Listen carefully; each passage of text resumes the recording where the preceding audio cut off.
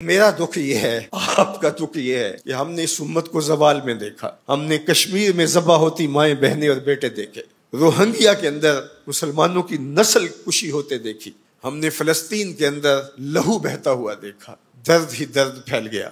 آج ان یتیموں کے سر پہ کوئی ہاتھ رکھنے والا نہیں ہے۔ 3 مارچ 1924 کو ہم یتیم ہو گئے تھے، سلطنت عثمانیہ ٹوٹ گئی تھی، ورنہ شرق سے لے کر غرب تک، شمال سے لے کر جنوب تک مسلمانوں کا تسلط، اور لوگ ڈرتے تھے اگر خلیفہ نے اعلان جہاد کر دیا تو پھر تمہیں پوری دنیا میں چھپنے کی جگہ نہیں ملے گی۔ یتیم جانتے تھے ہمارے سر پہ کوئی کھڑا ہے، بیوائیں اپنے آپ کو بے آسرا نہیں سمجھتی تھی، بوڑھے سمجھتے تھے کہ ہمارا آسرا یہ لاٹھی ہی نہیں، کچھ دنیا میں بیٹھا ہوا خلیفہ بھی ہے۔ لیکن پھر دنیا کے 3 بر اعظموں پہ پھیلی ہوئی سلطنت صرف دنیا کے 3% حصے پہ سمٹ گئی، اور آج 56-57 اسلامی ملکوں کے اندر ہم تقسیم ہیں، اور اس تقسیم کا نتیجہ ہماری ہوا اکھڑ گئی۔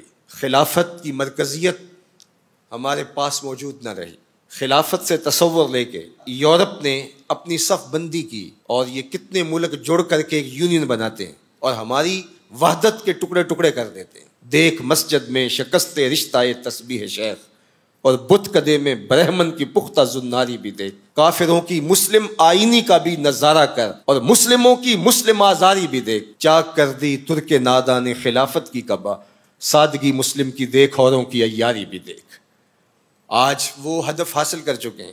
آج فلسطین کے اندر قیامت ٹوٹی ہوئی ہے، دنیا کا میڈیا خاموش ہے، یہ جو خبریں ہمارے تک پہنچ رہی ہیں یہ باقاعدہ سینسر ہو کے آ رہی ہیں۔ یہ سوشل میڈیا کی وجہ سے کچھ تصاویر آ جاتی ہیں، کچھ بلکتے روتے بچے، کوئی بین کرتی مائیں، اور کوئی فریاد کرتے بوڑھے ہماری جانب دیکھ رہے ہیں۔ ہماری جانب کیوں دیکھ رہے ہو؟ ہم تمہاری مدد کو نہیں پہنچنے والے۔ گلی میں 3 اوباش کھڑے تھے، تو کھڑے کھڑے ان کی شرط لگ گئی کہ دیکھتے ہیں ہم میں سے سب سے بڑا بے غیرت کون ہے۔ تو یہ ثابت کرنے کے لیے گلی میں ایک بوڑھی خاتون آ رہی تھی جس کے ہاتھ میں ڈنڈا تھا، اور اس کو ٹیک ٹیک کے چل رہی تھی۔ ایک اوباش آگے بڑھا اور اس بوڑھی خاتون کے بڑھاپے کا لحاظ کیے بغیر اس کو دھکا دے دیا، وہ گر گئی۔ بہت بڑی بے غیرتی کا اس نے ثبوت فراہم کر دیا۔ لیکن دوسرا آگے بڑھا اور اس نے اس گری ہوئی بوڑھی خاتون کے اوپر ڈنڈے برسانے شروع کر دیے۔ اب تیسرے کی باری تھی، لیکن وہ ساکت کھڑا تھا، اور وہ بوڑھی خاتون تھوڑا سا سنبھلی اور اس نوجوان کو کہتی ہے تو سب سے بڑا بے غیرت ہے۔ تو ان 2 نوجوانوں نے پوچھا کہ کارنامے تو ہم نے سر انجام دیے، اور سب سے بڑے بے غیرت کی ڈگری تم لے گئے ہو، اور یہ بھی تمہیں کہہ رہی ہے۔ کہا تم نہیں جانتے یہ خاتون میری ماں لگتی ہے۔ آج اسرائیل نے ان کو مارا، برطانیہ کا وزیر اعظم جنگی جہاز کے اوپر بیٹھ کے ان گرے ہوئے مفلوق الحال لوگوں پر بم برسانے کے لیے خود پہنچا، لیکن وہ کہہ رہے امت مسلمہ تم بے غیرت ہو، ہم تمہاری مائیں لگتی ہیں، ہم تمہاری بہنیں لگتی ہیں،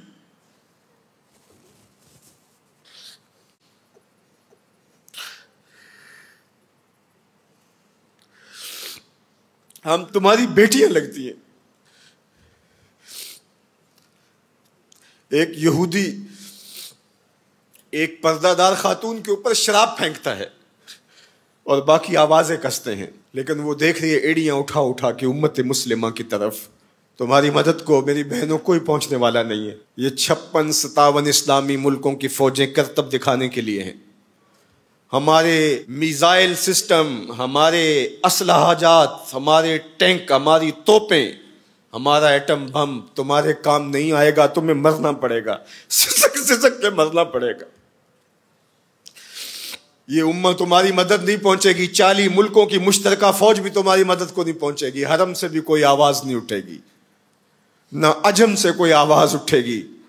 آج امت مسلمہ ایک تن مردہ ہے، OIC مردہ گھوڑے کی طرح ہے۔ بیت المقدس کے ایک کونے کو آگ لگی تھی تو یہ OIC بنی تھی، اور آج پورے فلسطین کو آگ نے اپنی لپیٹ میں لے لیا ہے۔ وہاں یتیم ہی یتیم فریادیں کر رہے ہیں، وہاں بیواؤں کی سسکیاں ہیں۔ ہم اس حالت کو کیوں پہنچے؟ اس لیے کہ ہم نے قرآن کو چھوڑ دیا۔ نہ ہماری عدالت میں قرآن ہے، نہ ہماری معاشرت میں قرآن ہے، نہ ہماری معیشت میں قرآن ہے، نہ ہمارے مقننہ میں قرآن ہے، آج قرآن صرف 2 جلدوں میں بند کر کے ہمارے طاق پہ سجا ہوا ہے. یہ نظام حیات تھا. ہم آج تک اسی برطانوی قانون پر جی رہے ہیں. ہم قرآن کا ضابطہ نہیں لا سکے. 56-57 اسلامی ملک.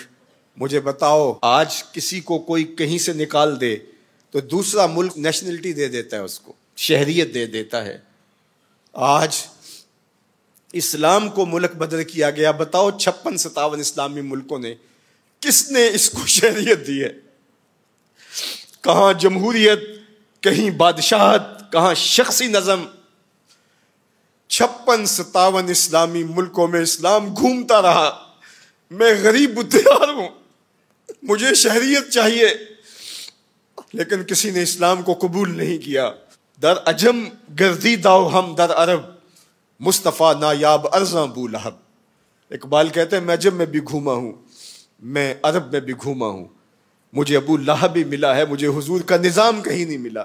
اج دین نبی دا وانگ یتیماں تے گھر کر تکے کھاوے. اے فلسطین کے یتیموں تم اکیلے یتیم نہیں ہو.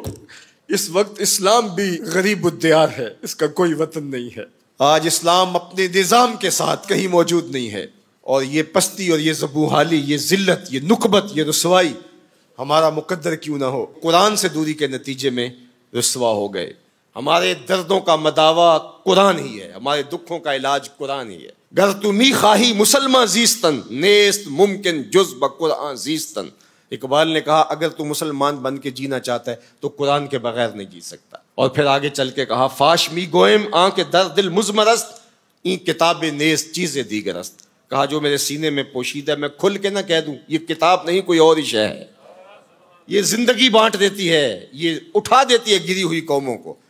اللہ اکبر. تو ہم نے اس قرآن سے جڑنا ہے,